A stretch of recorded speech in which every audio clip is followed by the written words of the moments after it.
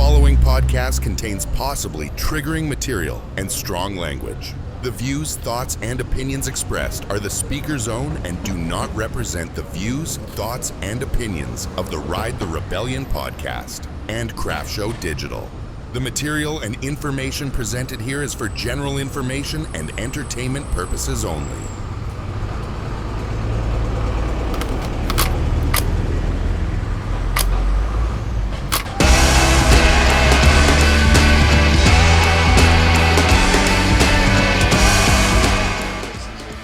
Yeah, I mean, I was at Tuscaloosa this weekend, so I was interviewing at the running store up there. Yeah, we like to do the going to people's places work. Yeah.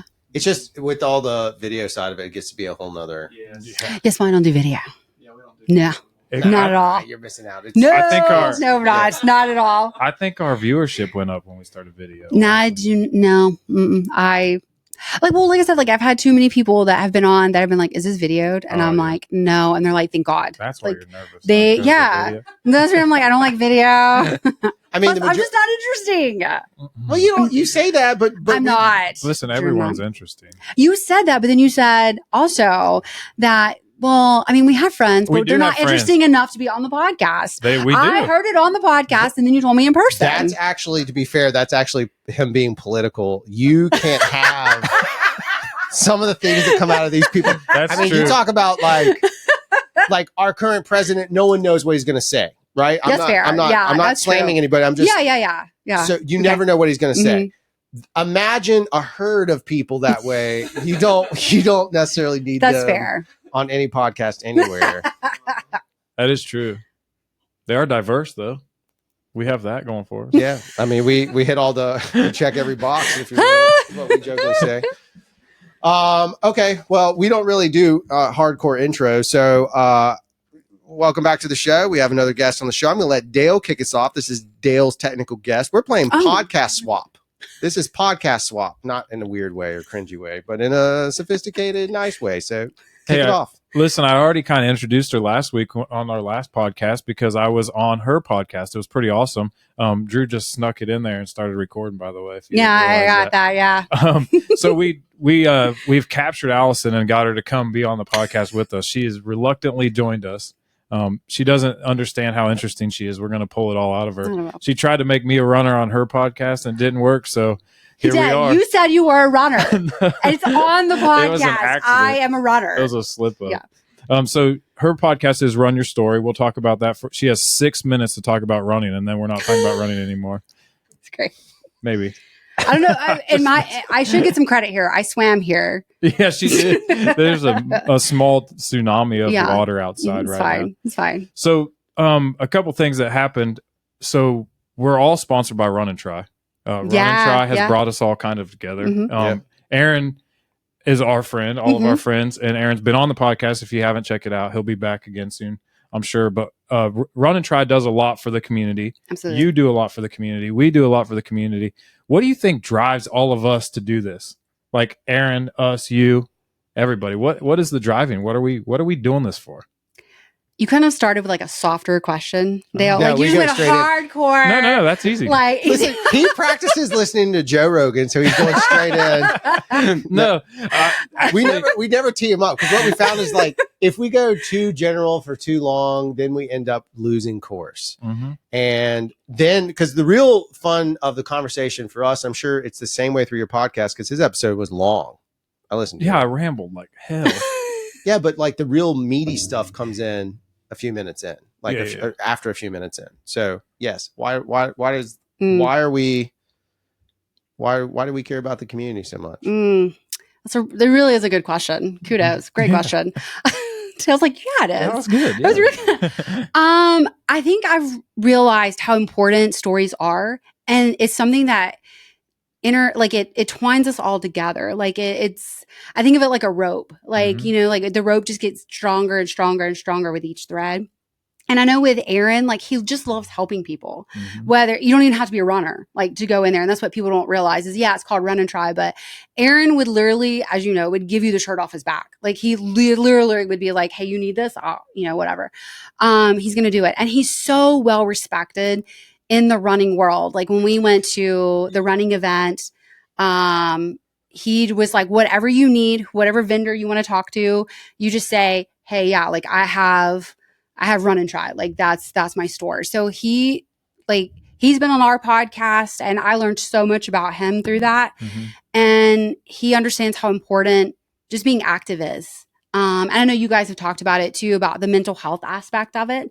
And it's no surprise that Alabama is like, obese and all these mental things that are happening in our United state. States. In the United States. Yeah, absolutely. And so it's like, it's so important for community to move. And we're creatures that we were made to be in community. We were made to be in tribes with one another. And so I think that that's so important because, I mean, COVID's a great example, unfortunately, about how when you put people and you say you can't go out and you can't be with your people, how much depression went up during that time. Mm-hmm. And it's like when we got hey, you can go and be with your people, I don't think we've stopped. I think it's been so important that we realize what we have together, no matter the age, and again, that goes back to running, how important it is with community. Mm-hmm. And for me, it's like a family reunion when I go to running events, because it's like, I have the crazy aunt, the cool uncle, I have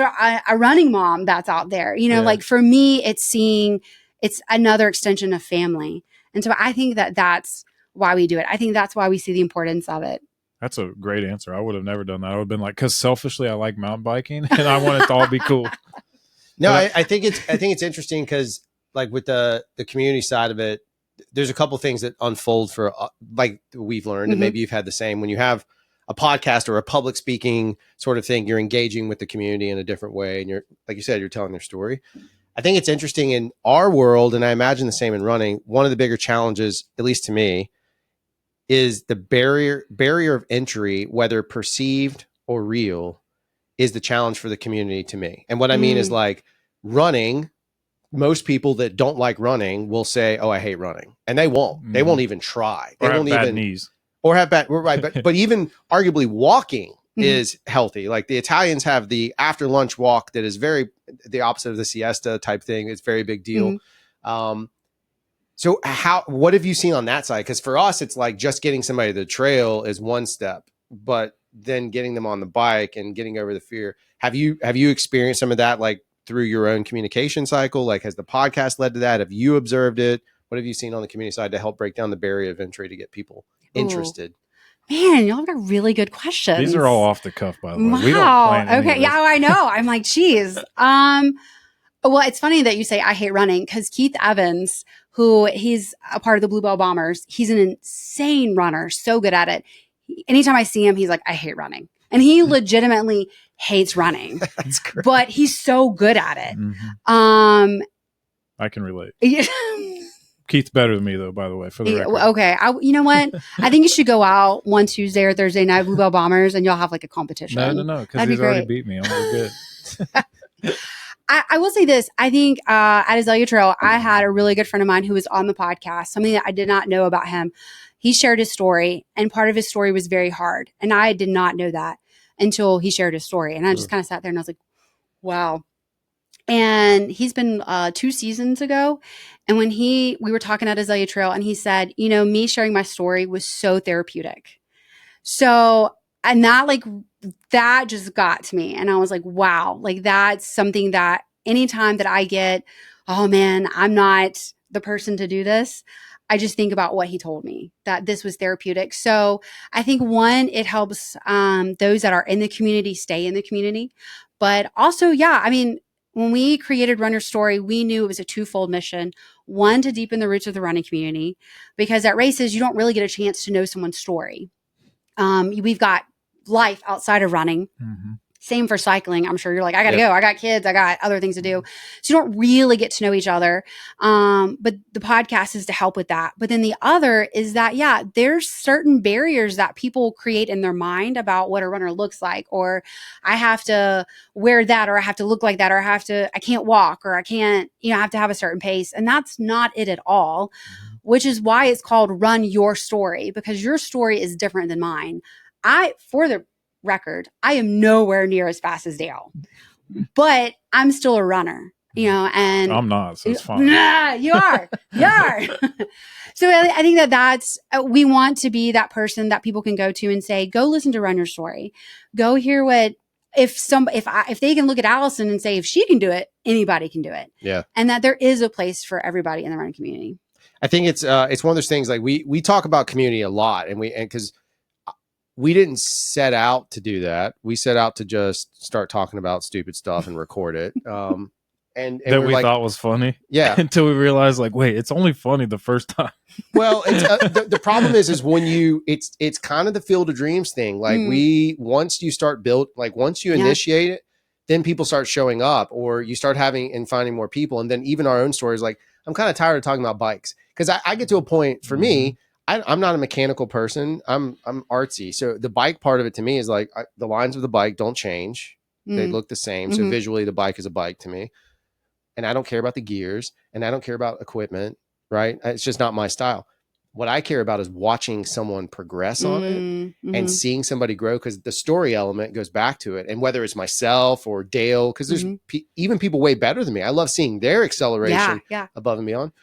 I just find it fascinating that you fell into or stepped into. Did you have ambition to want to chase people's stories? Like, okay, so then also being kind about it, you don't talk like you're from Alabama. So obviously, twofold question. One, where'd you come from? And then how did you start this podcast? So fun fact, I'm originally from Mississippi. Your accent is dead. People say I'm from Alabama too. And people say the same thing to me. Like, where'd your accent go? I got made fun of for it for so long. I dropped it. I actually grew up in the boonies, and, my husband, who's here, can attest to this. This was before GPS. Like, you had to print off the map ahead of time. Yes. Yeah. Map quest. He was like, Gum Pond is not anywhere on this. Like, I grew up on a farm with my grandparents, and I absolutely hated it. So I don't know. I don't know if it was just, hearing my loud cowboy uncles chat and just like, I don't want to sound like, I don't know. What's even more bizarre to me, because I'm not knocking it, I work a lot with people from Mississippi. The Mississippi accent is very different than the Alabama accent. Okay.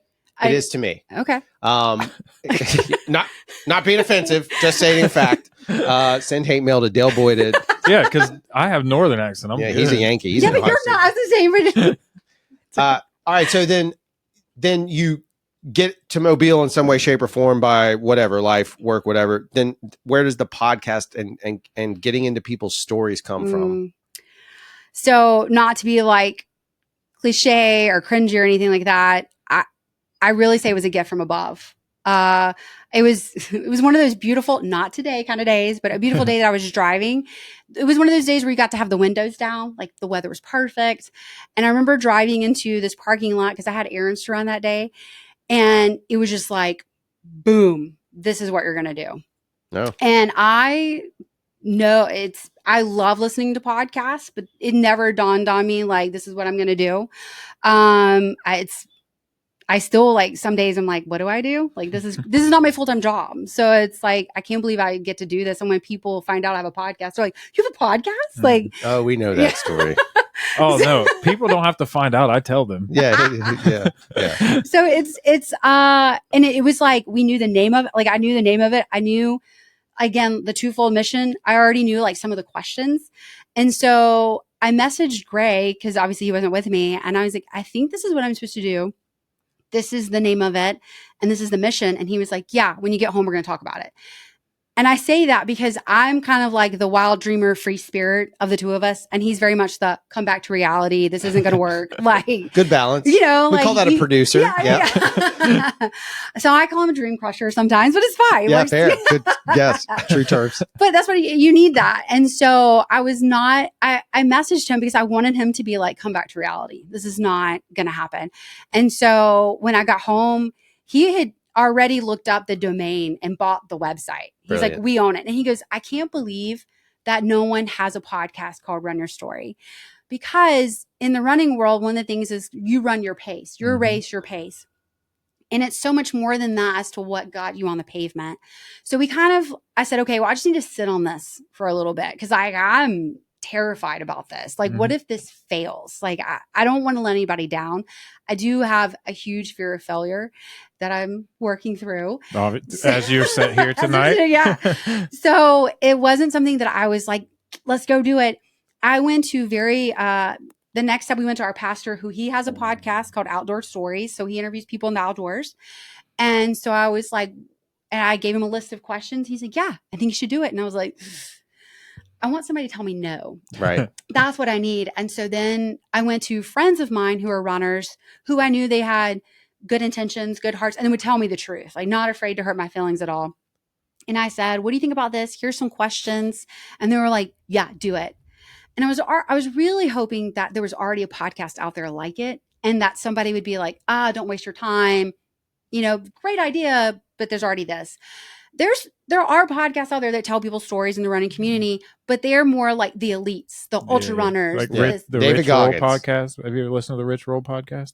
I don't know. Rich Roll's really good, by the way. If anybody doesn't listen to it, he started with mostly ultra running stuff, and like he did a bunch of running things. He had a guy on that was in prison and ran a bunch of marathons in a prison. Wow. And then got out and was still running, and like he started running in prison, and like it was a great story, like a story of like coming back. But Rich Roll's really good if you have it. I'll check it out. Yeah. It's a pretty big one.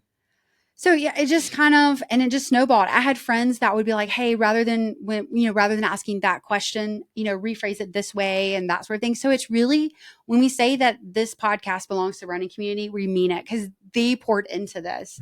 And then I just was, it's always funny because Greg be like, why didn't you ask a follow-up question? Like because I'm so sometimes enthralled in what the person's saying that I'm like, oh, what's the next question? Like I forget because I'm getting to know this person.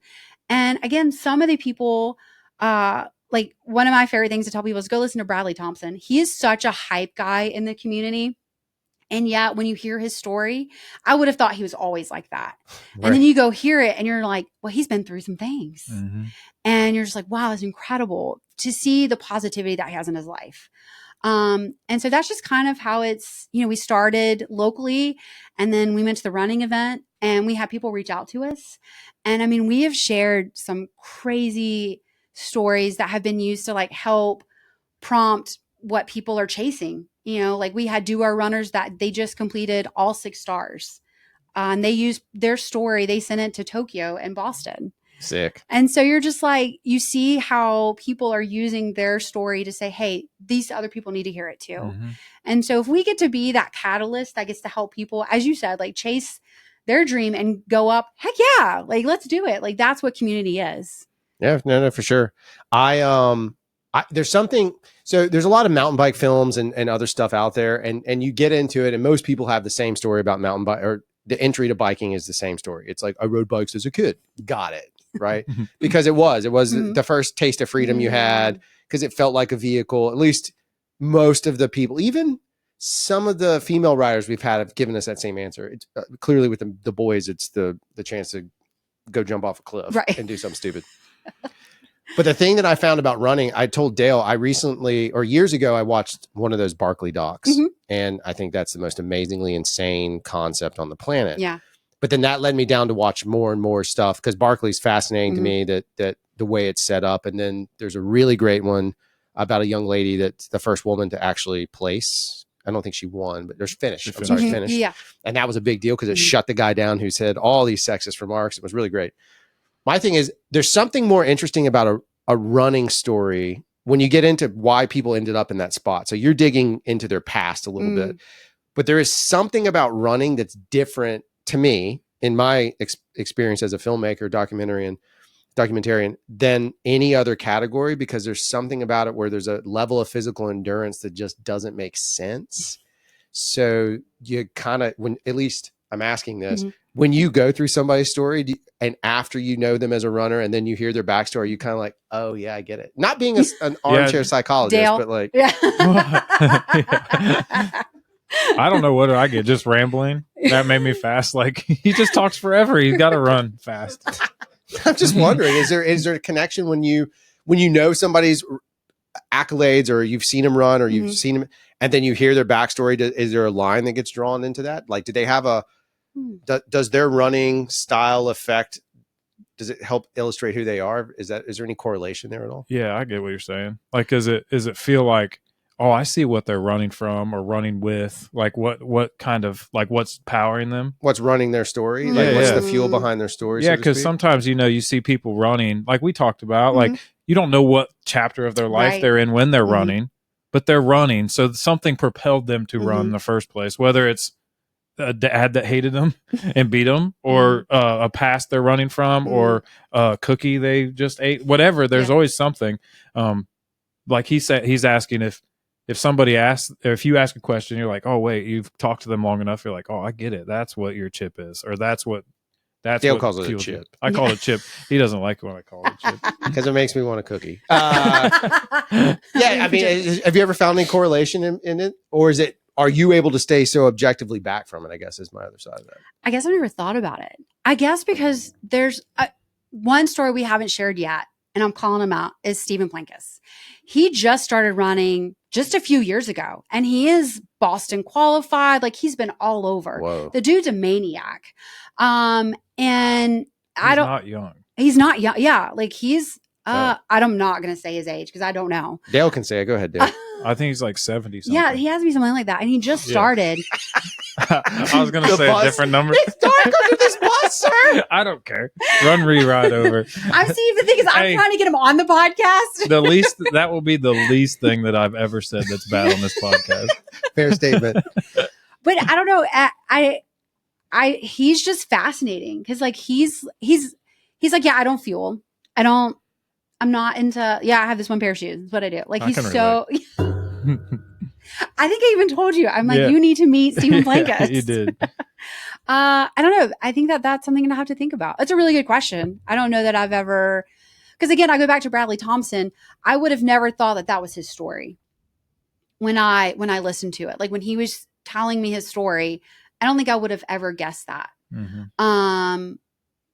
And I mean, I look at the creator of Running Mate that we had on the podcast.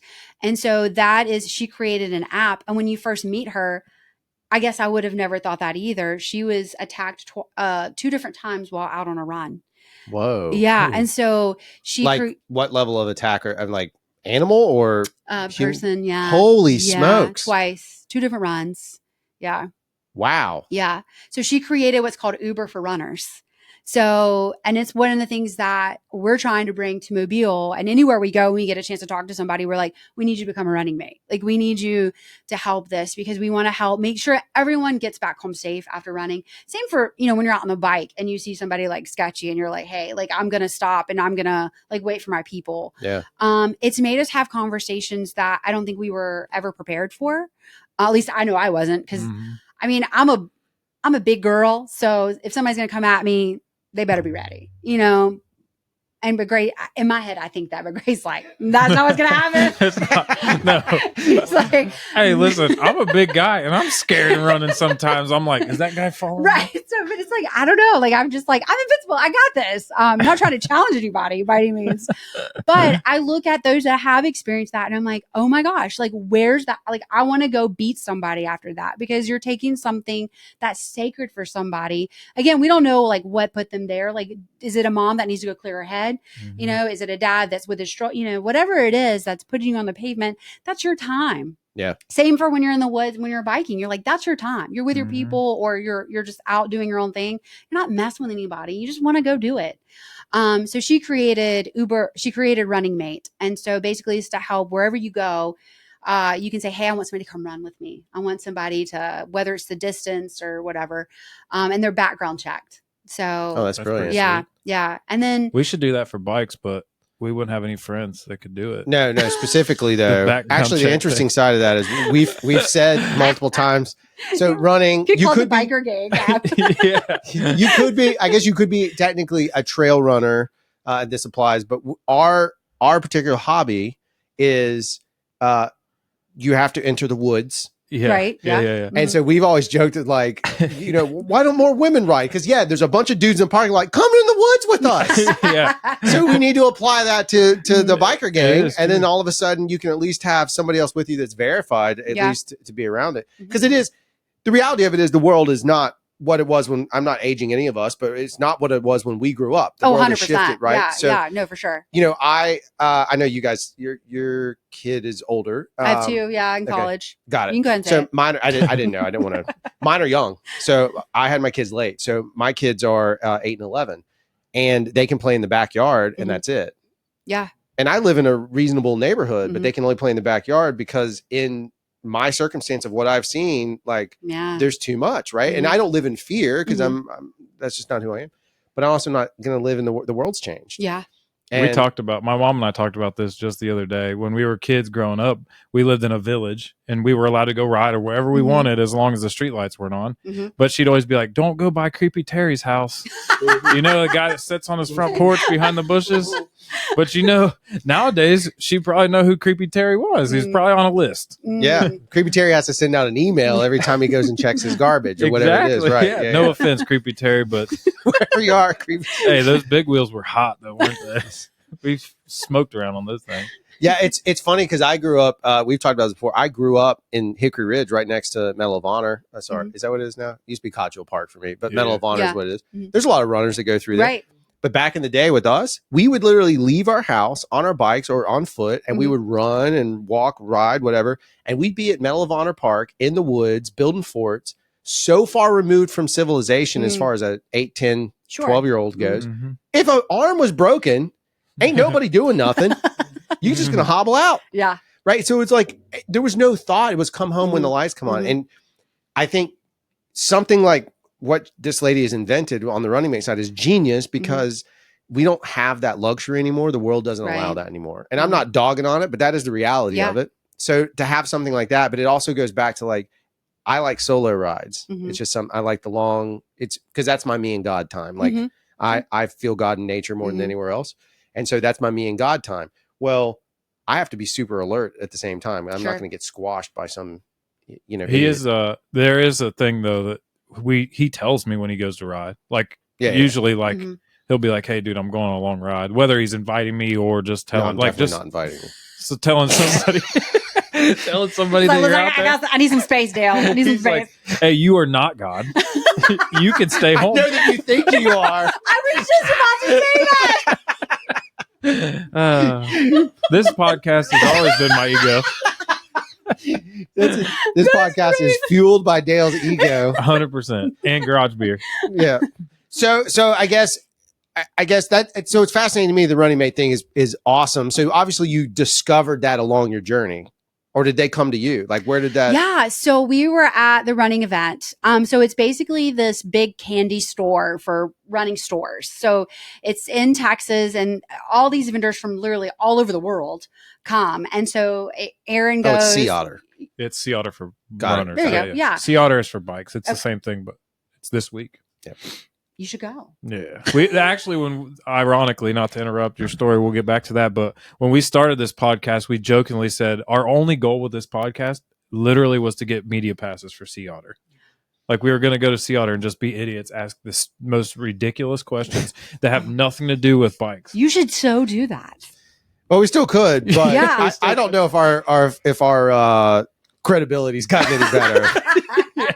Yeah, I don't know if they're going to give us media pass. We can probably swing it. I know some people. There you go. Now it's become more an issue of like, I want to touch on this. So let's finish your bit. You're at the running event. The running event. Okay. And so we get media passes and they ask us, so there's like this way that they can, and I'm sure it's the same with you guys, like people can reach out to you and they can be like, hey, like we're going to be at this event or we're going to be speaking. They have different guest speakers. They have different themes and then they have different booths.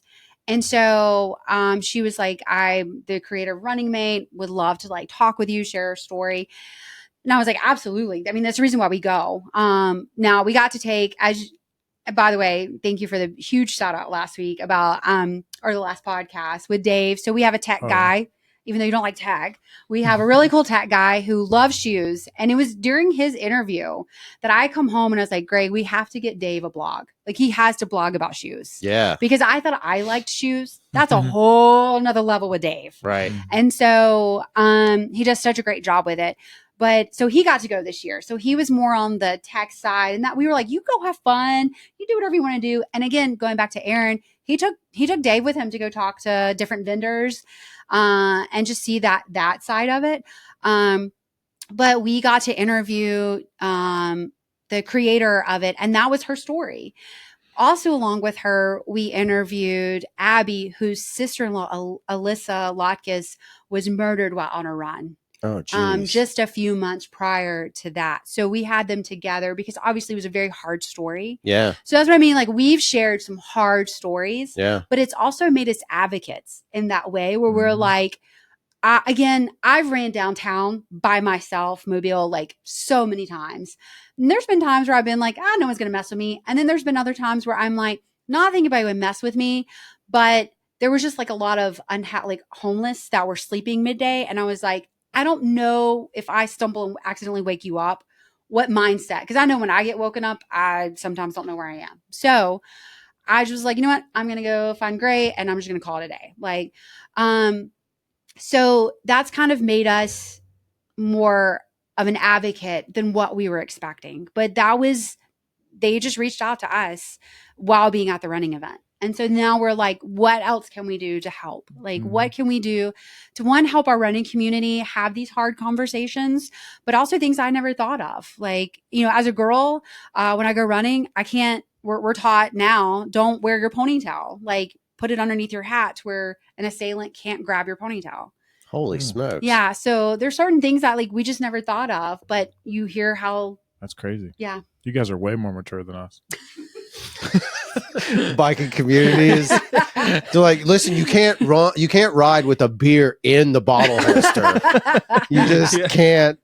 It's interesting though, because I guess we've not in the same way, because obviously it's a whole different scenario, Sure. but where our private place biking space is like in the middle of woods, and I'm glad you Right, you I was said like, where's this going? where your private place is. And we have to be very cautious when we're out there, because we've not through meanness, but we've had like multiple clearly on the run people just set up camp. Oh, you don't know. Oh, you haven't gone back. We haven't even told her. She hasn't heard about that. Yeah. So that was one. an early episode, year 1 or so. Yeah. What? Okay, I'm gonna have to go back and listen to that. Yeah, he can tell you. Wow. He can tell you the craziest one, because some people listening might not have heard it either. Yeah, they may not. If you go back and listen to the episode, but we did one day find a guy handcuffed to a tree. What? Yeah, that's he a true did story. On purpose? Yep. Okay. He said that his friend put him there, trying to teach him a lesson. We don't know. It's bizarre. What I'm saying is like, so. Do you remember that movie that they what was it, the Fat Kid Camp movie? What's it called? Where they like oh my goodness, they do the blob. They're at Fat Camp, and oh my god, that sounds very familiar. It does sound familiar. And then he's like, they bring out like they get rid of like all the camp counselors and they bring in the new one. And what's his face? Oh my goodness, I see it in my head. But they tie him up to a tree and they like smear stuff on him. That was pretty much it. I mean, that just made me think of it. I don't know. He oddly had a water bottle, a blanket, and a Bible, and he was handcuffed to a tree. That's what we found. So how was he gonna blanket drink the water? We don't. Okay. Nope. We just let him do his thing. I've always said like the story is unbelievable, anyways, and then the cops come, they cut the tree down because they didn't have handcuff keys. They get him off the tree. And then they just let him leave. And I always am like, listen, guys, if I'm tied, if you find me handcuffed to a tree, somebody better do some investigating, because this is not like that's ridiculous. There's in the podcast.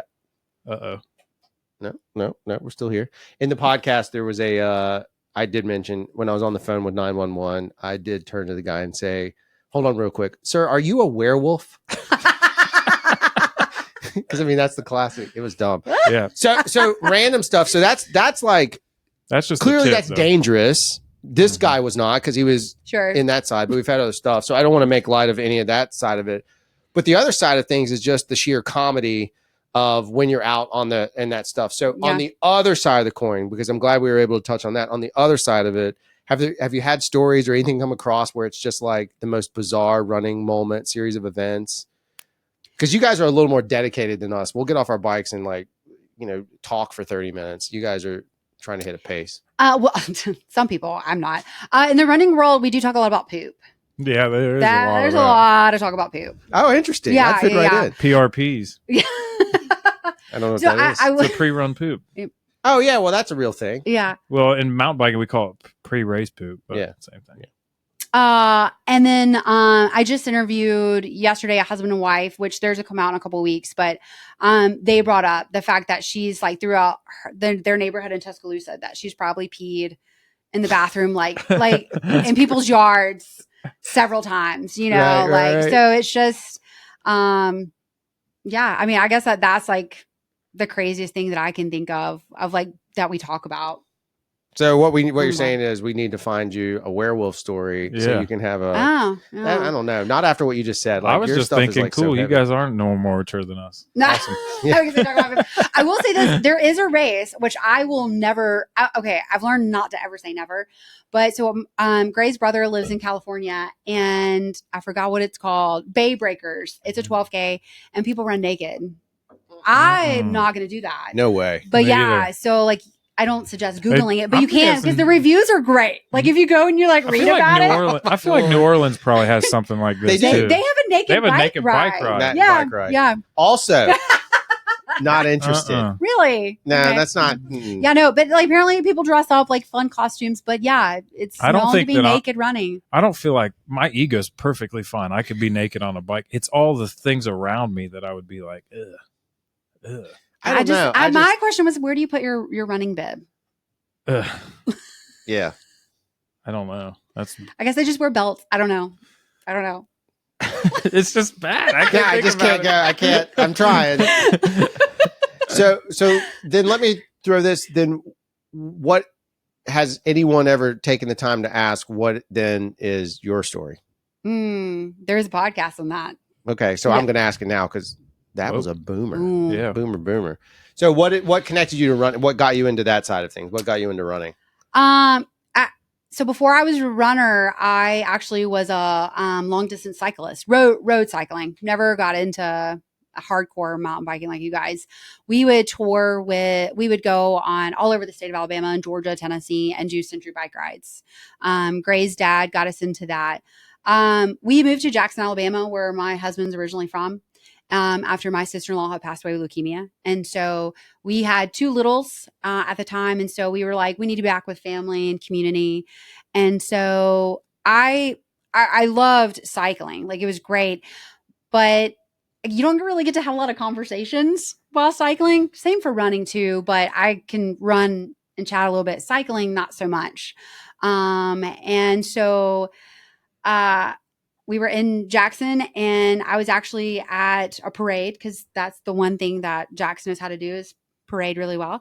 And so one of a good friend of mine, Lizbeth, she was like, hey, we're going to do Couch to 5K. You should come train with us. And I was like, girl, I can't run from my mailbox to the front door. Not going to happen. And she was like, but you cycle. And I'm like, cycling is different than running. Yes, it is. Yes, it is. Different. It is way different. I mean, I could go hours on a bike. Running, not going to happen. But I went and I wish I could say that I fell in love with running. It just became natural, but really was the community. I was looking around and I was like, these are the women that I need in my life who are all of different ages, had gone through, again, different chapters of life. Some had older kids, some had younger kids. Some, our kids were the same age. And I just needed that. I didn't grow up in a very stable home life. And so I knew the value of having people that have gone before me, their wisdom to where I wouldn't make the same mistake that my family had. And so I wanted to be better than that. And so that's what I fell in love with. We started going all over training together. And here we are like 12 years later. So do you guys ride at all anymore? Occasionally. We used to do Ride Yellow quite often, like every year. Oh yeah. Mm-hmm. I don't know what that is. Pedaling for a Cure. We would do that every year. Yeah. Mm-hmm. Yeah, it's always interesting, like how somebody finds like a passion to me because it's, I mean, I'm faith-based as well, so it's a calling situation. In some cases, like for me, like the journey to go into film and be creative, specifically movies, was when I was a kid. Like it never left, and it never thought it would manifest, and then God does crazy stuff, Absolutely. and there's no way around it, right? Yeah. And so you jump off cliffs and be like, I always go back to the same scene. It's I'm an Indiana Jones guy, but it's Last Crusade, and he's the faith element, and he's standing on this rock, and he just steps off, and there's a bridge there, and look, it's been there the whole time. That's the easiest way for me to explain it to anyone. Same idea. Obviously, you probably never thought that the hobby of running would lead into anything more than that. You mentioned it earlier about, God basically said, hey, this is what you need to go do, right? How important is faith on that side of things for you? Like, how connected on it are you? And are you at a part? Because there's been times on a ride where I'm like, God, you gotta like take the wheel here. I have underfueled, whatever it may be. Yeah. But how much do you lean on that, or how much time do you spend on that side of it? Like, how important is faith in your running side of things? Oh, 100%. I look at one of the coolest things is when I get to hear somebody talk about how running and faith collide, because so much of in scripture as a believer, there's so much of that that talks about running, run your race, run for the prize. And so I think that that's just something that I think about. I think about, again, going back to, you never know who's next to you. You never know who the person that you're going to get to meet along the way, what they're going through. One of the things that really struck me, there was a time where running became like an idol. And so I really became convicted over that. I was going through a really bad injury. And my husband, who's always been the biggest champion, was like, because I came to this realization, I had really missed out a lot, like with my family, because I was all about, man, I gotta be as good as Dale. Like I was all about, I gotta hit that podium. Like I've got to be number one. And if I didn't, I wasn't good enough. And when I had that time, I told Grace, like, I don't know that I'll ever run again. Not just physically, but I just felt so convicted that I had made that my number one. And here I was, a young mom with young kids, and this was my focal point. And he never once said anything to me. He was like, yeah, you missed out on some stuff, but that's okay. Here's the realization. We're going to keep going. And when the time came, I got released from physical therapy, and she was like, let's go, just take a very slow 1 mile run. And I was so anxious because I was like, I don't know how this is going to go. And I went, and I'll never forget. It was like, again, the voice coming and saying, you're going to run for, at the time it's called Camille Place, so they're home in the state of Alabama in an undisclosed location that they help survivors of human trafficking that are within our state. They help minors. And so I was like, okay. So I came home and I was like so excited. I was like, great, I'm going to run again. And at that point I had also been doing triathlons. So that had been put on hold as well. And I was like, I'm going to get to do it again. And I was just so excited. It's like it had been refueled in me. And because I knew I wasn't doing it for Allison anymore. I was going to be doing it for something greater than myself. And I didn't care about hitting podiums. I didn't care about PRs. And I still don't, because if I do, I will never be good enough. And so I've had to take that perspective and say, this is not about me. It is about giving him the glory, but it's also about raising awareness for things that I do get to do. I get to come on here, and maybe somebody's listening. They're like, man, I didn't even know human trafficking was a thing in the state of Alabama. It is. There's a place called Camille Place that helps with that. There's also another one called Stopping Trafficking. If somebody's like, hey, I'll sign up to be a running mate. If it inspires you guys to, hey, we're going to do biking for mates, whatever it is that we get to, just that ripple effect. We have to be careful with that though, because our friends might think that the mates. Oh, this is like a Tinder for bikes. It's a Tinder for bikes. Oh no, it's not, folks. No, it's not. I mean, considering that the demographic is mostly men, if you're into that, then it's probably a good situation. But oh man, I can't imagine why no women will come ride bikes with us. Yeah, well, you know what? You give me a mountain bike, I'll come with you guys. Oh yeah, you'll have fun. It's definitely fun. It's that's fascinating to me because it is. So like I got to a spot, same thing. Like I had a couple little. I'm not very. My career is extremely competitive. It's to a point of like, and I make it more competitive than I need to, and I'm working through that same thing. Yeah. And I just was talking to Morgan about it. It's Dale's chip, same thing. But if you let the chip control you, then sometimes you're not paying attention. Yeah. So it's interesting. So like for me, my hobby can't be competitive because I need that physical outlet. It's mandated in my blood, and so I have to go do it. And so it is interesting that you got to that same point. Like I hit the same wall, and then I was like, oh, mine was on a career path. I was like, I'm done. And so now I'm going to shift. But as soon as I did, the greatest rewards came when I stopped trying to chase just satisfying me and me alone and looking at a bigger picture of it. It just shifted the focus. Community grew up better, business prospered, the whole thing. Sitting here with you in a podcast, peak stuff. Yeah, I think we all have this idea of what we want to do. It's just, how do we do it, right? And sometimes it's not the right time. Yeah. Because I started, even with cycling, like, I think I told the story on yours, is like, I thought that it was how fast I was my credibility. So I got fast, and then I did XC racing, and then I got into ultra racing, and it's like, it's not fun anymore. I just want to go slow and hang out with people. And now you figure out, like, okay, we can do that, and I can still go fast if I want to, but there's people around me now. And I think that when I started running, or when you run, or anybody runs, or anybody listening to this, running races aren't always just fast runners. Yeah. And 99% of the time, over half of the crowd aren't even avid runners. They're just there to support whatever the cause is, with a stroller or with their buddies, or like, cycling is different. Those people that show up to a cycling race are pretty avid. You're not showing up unless you're trained for it. Yeah, but we don't do a very good job, at least down in this area. There's not a lot of like event driven cycling that supports a cause. There's just not very much not of a lot, it. No. Now, most of it is pay for racing. And so we don't have that as much. So like Isaiah Trail Run, prime example, like, here you go. This is a classic Mobile event. I forgot it was that weekend and I had to be downtown. That was a dumb idea. But that's a huge number of people. And to me, it's like, I remember running as a kid. It was a big deal. There's nothing nothing wrong with the Mobile Cycling Classic, but that's like going in a circle a bunch of times. Yeah, that's pretty serious too, though. Yeah. I mean, like, it's hard. Like, those running, the barrier to entry, you talked about it earlier, the barrier to entry in running is usually more mental than it is outside of anything. Where cycling, the barrier to entry is a $5,000 bike, and that's a pretty big barrier. Sure. Yeah. So you don't have, like, people that don't run can sign up for a race and go to it. People that don't ride can't sign up for a race and just show up because they don't have a bike. So, I mean, I guess I don't even know what I'm talking about right now. No, it goes back to the same thing. I guess for me, because I'll try and keep this brief because it is a Sunday and we're getting right where we need to be on time. Is there any stories that stand out to you from that?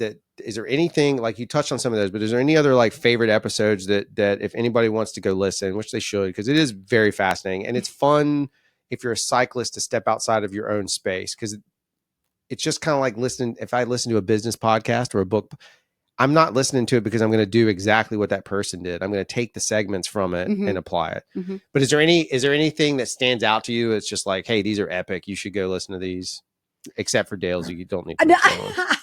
Dale's is epic. I was going to say, one of the things that I appreciated about your story was when you shared about how, like, you had done the mountain one and then you went back and you did it again. And then you went back and you volunteered. That was so cool. Like, and that has just stuck with me. I'm like, man, Dallas is such a cool guy. And let me set the record straight. Hang on 1 second. That's the Bull Gap AIDS station, which is a he did that because he wanted to eat grilled cheese. No, I do everything selfishly for a cause. Like, there's like, my selfishness will overflow onto other people. You know what? I was trying to give him kudos. He really did volunteer. That was real volunteering. Hey, sidetrack really quick. Yes. That race, for those of you that are still listening, is back on the schedule in November. So keep an eye out. Skyway Epic. Yeah. Skyway Epic's coming. There you go. With a bump from you know what? Hey. We do sponsor stuff. The problem with mountain bike stuff is we sponsor ourselves. That's maybe the issue. It is the problem because we pay for all our own stuff. Well, no, the money goes right back into like the organization. So I'm not saying that's a bad thing, but there's no like external. So sorry to sidebar. All right, episodes, back to it. This is how we work on the show. We have a good brain that saves 20% of the conversation. I mean, I think they're all pretty epic. And I do say that because I walk away from an interview and I go, wow, like I'm a better person because of that. That's good. Or that person, like that mantra stuck out to me. Everyone's just in a different season. I think one of the things that I learned about, so I interviewed Gray because he's the editor of the podcast. And I was like, and one of the things that he said to me, or that's on the podcast, is he goes, I do what'd you call it? Diagnostic. A diagnostic check. He's a computer guy. I would have never thought to to correlate that. So when I'm out running, sometimes I'm like, okay, diagnostic check, like how am I feeling, And so it's just things like that stuck out to me. I never knew that. I never knew he did that until the podcast. And I had also, fun fact, I had been trying for years. My favorite run is Battleship 12K. It's amazing. And I have been trying for years to get him to come do it. And he would not do it. He's like, I'm not doing 12K. I'm not doing 12K. I interview him. He's like, you know what? Let's just sign up for the 12K. And I was like, oh, there we go. And then I had people messaging me. They're like, you should tell him to do the 12K. I was like, oh, he is. So it's things like that. Those moments that I'm married to the dude and I still didn't know it, you know? And so it's like, I learned something about somebody that just sticks with me. And I'm like, one, they were vulnerable and they shared that. Like, that's kudos. And then two, it's like, that rope is just getting tighter and tighter. Like, that's one more thread that we get stronger. And I don't know, it's just, I think that they all have a moment. And again, like I said, people have used it for their platforms. They've used it to get their stories out. We've interviewed people from Wagner's Run Walk in Tuscaloosa. We've interviewed from California. I mean, it's just opened up doors, like with Fresh Junkie. I mean, I've made friends with Fresh Junkie ambassadors because of Fresh Junkie. And so they're a big racing corporation. And the fact that they chose an ambassador like me, who's not your typical tiny runner in the most respectable sense, I'm more of the Athena athlete. And so it's like, but yet I get to share other people's stories that they saw value in what I can do as a runner. And again, it goes back to like, anybody can come and do it. Like, anybody can get on the pavement and walk, run, jog, as you said, dress up, go naked, whatever, wherever you want to do. So I think everyone is just different, and no story has been the same. That's the thing. Right. No one started out the same. That's what the stuff that I find the most fascinating. That's why I listen to, it doesn't matter to me about the running element. The tech doesn't matter, none of that. But once you get into that figuring out who someone is that journey is fascinating to me, because in life, what I've learned is somewhere, some piece of their story will give me some relationship. I'll identify someone else, maybe not the exact same story, but oh, they went through this. I know that this scenario. So at least then I can adjust my conversation, not for manipulative purposes, though I've done that before, but for the very. Hey, no, I do work in advertising. Like when I was talking to her, she loves people's stories, and I related to you because you love telling people's stories through film. Yeah. And like, we've done tons of documentary stuff together with film. So it's like, it's just that whenever, so him and I talk about it all the time. Like, we'll think of all these crazy ideas, these stories that we could tell through film. We're like, dude, do you imagine how good of a story? We just had that conversation 5 minutes ago. Sure. About how good of a story. It's probably 4 times a day. Yeah. The one story that we keep forgetting is our own. Like the rebellion story could probably be a pretty sweet documentary, but we can't do it on ourselves. Well, I mean, I'm obsessed. We are kind of. I'm obsessed with the ultra runner stuff. To me, like that whole world is so bizarre to me. Like that, I don't understand. Yeah, it. Emily never responded. By the way, Emily. Yeah, we did call her out on that. Yeah, we did. We talked some smack. That's a whole nother. I mean, it's just like the people that go and they run all 50 states. Or run all over the world. Or the 7 marathons in 7 days and 7 continents. Like, what? Dude. It's insane. And we have somebody that's done that. That should be a good documentary. I got to hook brutal. up. Yeah. I mean, that kind of stuff. Her name is Jessica Jones. There Jessica you go. There's she's an Island Bridge runner. That's hardcore. Like, my brain can't comprehend the amount of drive in order to even push that far. To be on one continent, to be in Antarctica, and then go to Africa, and run a marathon in 7 days. 7 days, 7 continents. I don't want to run a marathon anywhere, let alone on a different continent. The other side of it that I think is often there is insides, like any other scenario. Like, I don't understand the qualification stuff of the Boston Marathon, but people are like, oh, that's a big deal. Yeah. Right. I understand it now after I spent some time.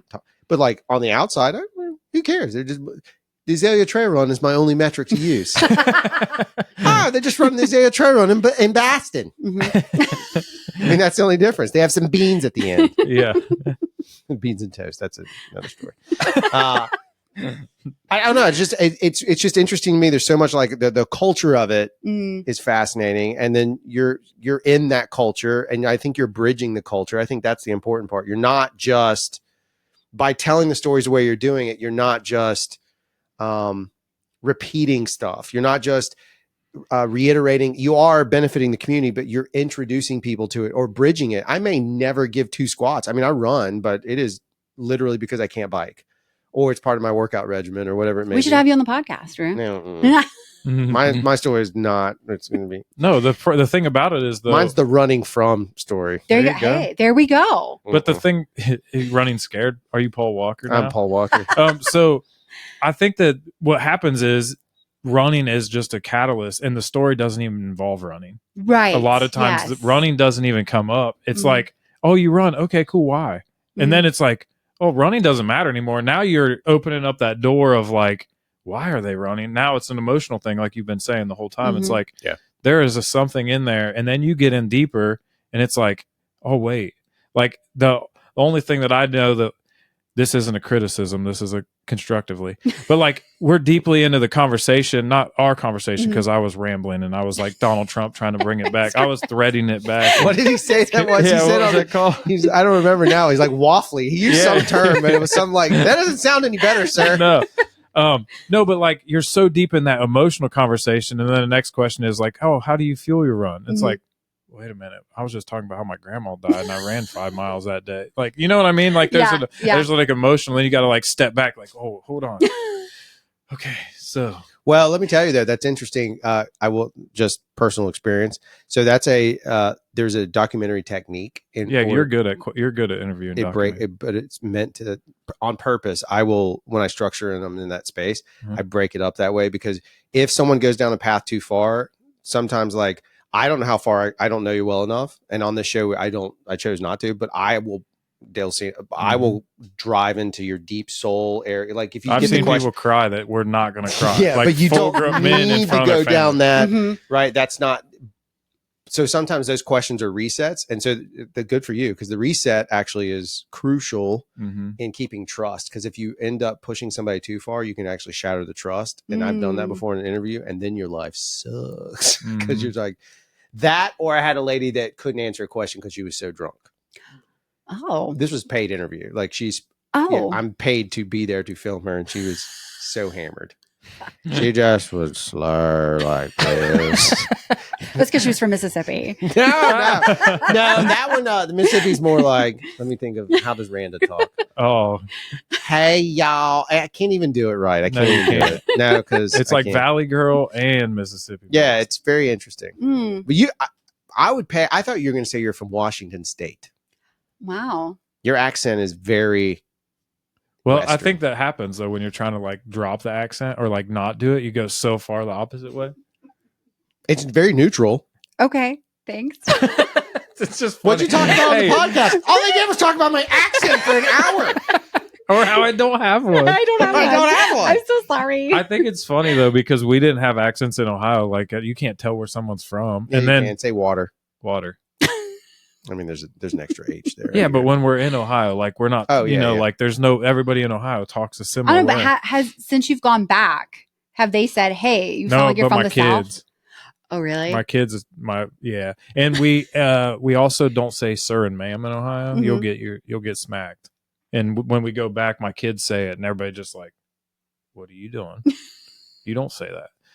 But I remember when I was a kid, we would go to like on vacation or something, and my brother and I met some girls one time, and they were from South Carolina, I think, and we were at the beach, and they were like, "So what do you guys think about the Confederate flag?" And they were like super country sounding. And I was like, Confederate flag, like y'all lost, get over it. What are we doing? And my brother goes, yeah, I don't even know why you guys talk like that. Have you not watched a movie? No one sounds like you. They sound like us. And I was like, oh, well, there goes that, Jake. Thanks. So here we are. So that was our whole thing. Like we talk normal, you don't. And her name was Casey Boyd. No, Casey? no. Casey? No. I don't know her maiden name. Casey maiden name. Casey. No, it wasn't her. She talks way more country than me. All right, well, I think we're done. Is there anything you want to promote though? Yeah, for real. Let's plug it in. We do appreciate it if you will give us the full plug rundown. Like, give us all the cool stuff you want to promote. All the okay, all of it. Well, obviously, run and try. That's so we also partner with Wagner's Run Walk. So we have 2 running stores, which is really cool. And they're online, and then Run and Try is local. And then we have Spring Hill Boot Camp and Pack Training. So they're the official gym of Runner's Story, because bikers to cyclists need strength training, as we all know. So do runners. So they do a great job. And then we also have Fresh Junkie Racing. So all of their races that they do, we try to be there. And not yet, but and then we do partner with several nonprofits. So Fighting with Hope, that's Awesome. a nonprofit that we partner with.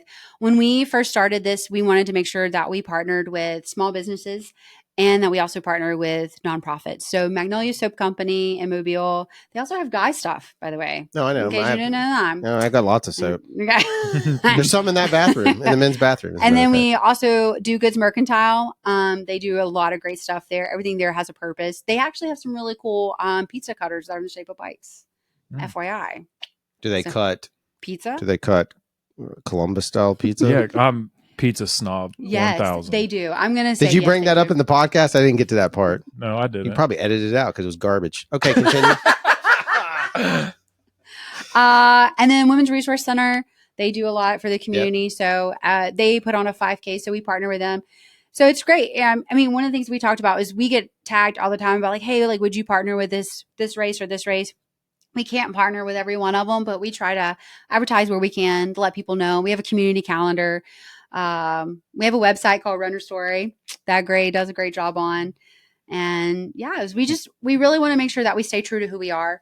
And I don't know, go check out Dave's blog. He does such a great job, really, honestly. Yeah, tech head stuff. It is value in it. When do the episodes drop? Our episodes are every Wednesday. Every Wednesday. Mm-hmm.